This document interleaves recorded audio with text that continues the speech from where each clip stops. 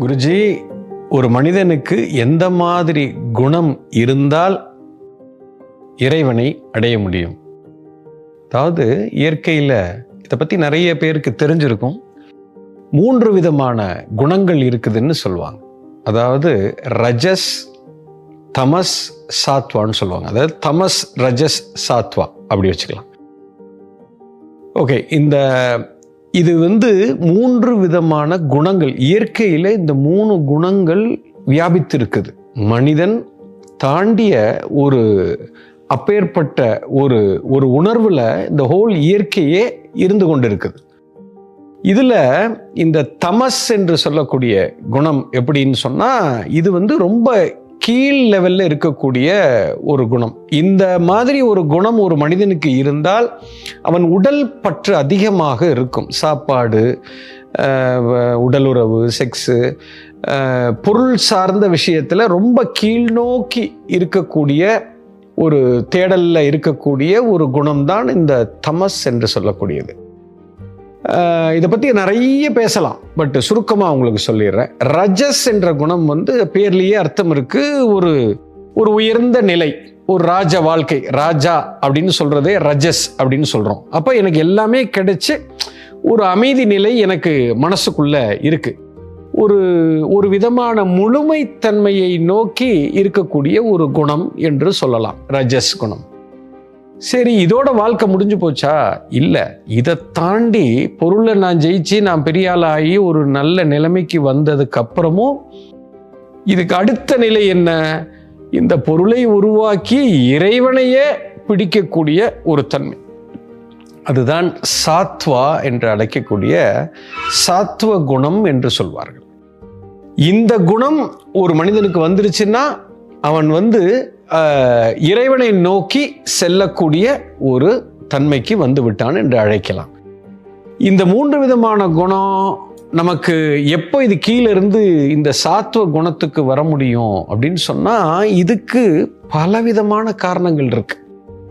இப்போ நம்மளுடைய மனம் இயங்கக்கூடிய தன்மை, என்னுடைய பழக்க வழக்கம், நான் உடுத்துகிற உடை, சாப்பிட்ற சாப்பாடு, எனக்கு இருக்கக்கூடிய பழக்க வழக்கங்கள், செய்யக்கூடிய வேலை, பழகிற மக்கள், நம்மளுடைய எண்ணங்கள், நம்மளுடைய ஆசைகள், இது எல்லாமே ஒரு சீரான நிலையில் இருக்கும் பொழுது நமக்குள்ள அந்த சாத்வ குணம் என்பது வரும். இப்போ உதாரணத்துக்கு நிறைய பேர் சொல்லி கொடுத்துருப்பாங்க உங்களுக்கு, நீ இந்த சாப்பாடு, சாத்வீகமான உணவு சாப்பிடு அப்படின்னு சொல்லுவாங்க. அதாவது எக்ஸ்ட்ரீம் டேஸ்ட், அதாவது காரம், புளிப்பு, உப்பு, பூண்டு, வெங்காயம், பெருங்காயம், இந்த மாதிரியெல்லாம் பார்த்தீங்கன்னா நீங்கள் ரொம்ப பஞ்சிங்காக சேர்த்திங்கன்னா நம்மளுடைய குணங்கள் மாறும்.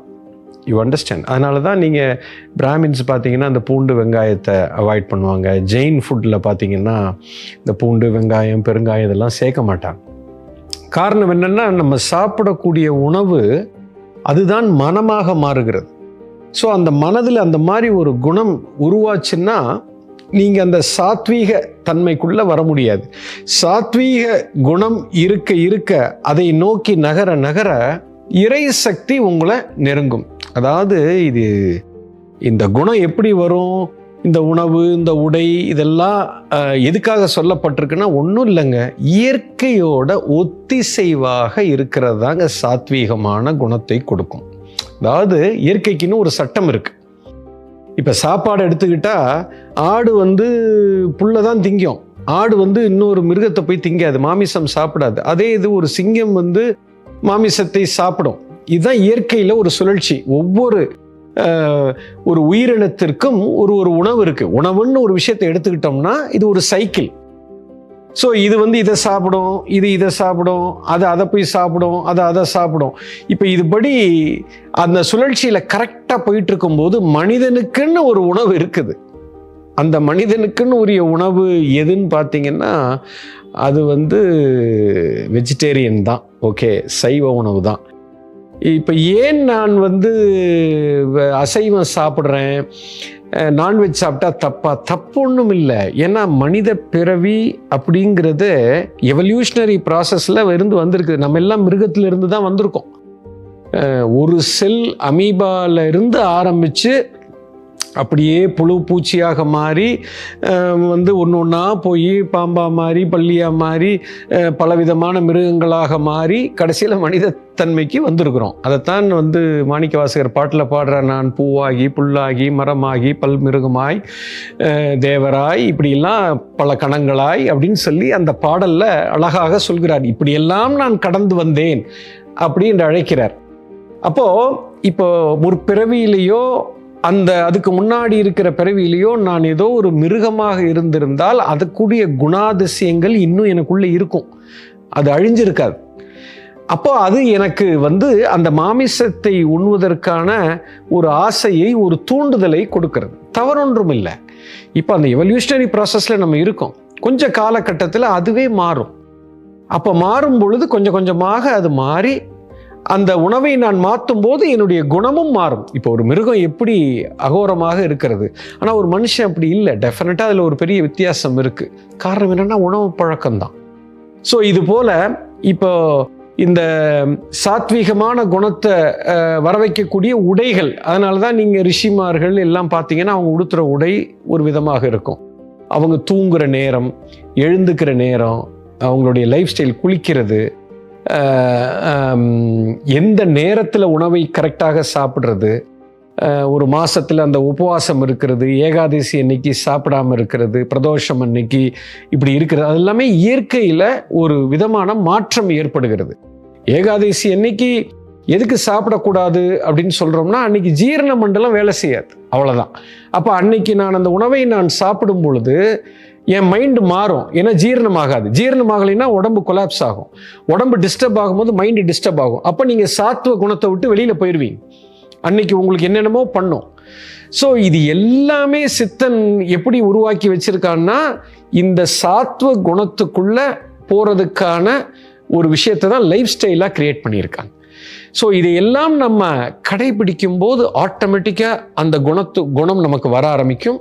அந்த குணம் வர வர வர வர வர ஒரு மிருகமாக இருந்த ஒரு சக்தி ஒரு மனிதனாக மாறி, அதுவே தேவனாக மாறி இறைவனுடைய அருளை பெற்று இறைவனாகவே மாறுவதற்குண்டான தன்மையை அடையுது.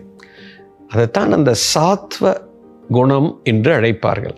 அந்த குணம் நமக்கு வரணும்னா நம்மளுடைய லைஃப் ஸ்டைலை இது எல்லாத்தையுமே மாற்றணும். இதைத்தான் அந்த காலத்தில் கல்வியாக வைத்திருந்தார்கள்.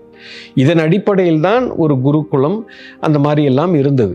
இதுதான் உண்மையான கல்வி முறை, இதுதான் வாழ்க்கை முறை. ஒரு மனுஷன் எப்படி வாழணுங்கிறதே இதிலிருந்து உருவானது தான். ஸோ இந்த சாத்வ குணத்துக்குள்ள நீங்கள் வர வர வர வர இறை சக்தியை நெருக்கமாக வந்துவிடும். நீங்கள் அங்கே போகணும் இல்லை, அந்த குணம் உங்களுக்கு வந்துருச்சுனாலே இறைவன் உங்களுக்குள்ளே வந்துடுவார். You understand? சுத்தமாக இருக்கணும். அதான் வீடை சுத்தமாக வைங்க. வீடை மட்டும் சுத்தமாக இல்லை, உங்கள் வீடை சுத்தமாக வைக்கணும். இதுக்குள்ளே இருக்கிறது சுத்தமாக இருக்க வேண்டும். பலவிதமான விஷயங்கள் அந்த குணத்தை கொடுக்கும். You understand? ஸோ சாத்வீக குணத்தை அடைவதற்குண்டான செயலில் ஈடுபடுங்கள். அதுக்குண்டான பழக்க வழக்கம், அதுக்குண்டான லைஃப் ஸ்டைலு, அதுக்குண்டான உணவு எல்லாத்தையும் கொண்டு வாங்க. அந்த குணம் வந்து விடும், இறைவனும் வந்து விடுவார்.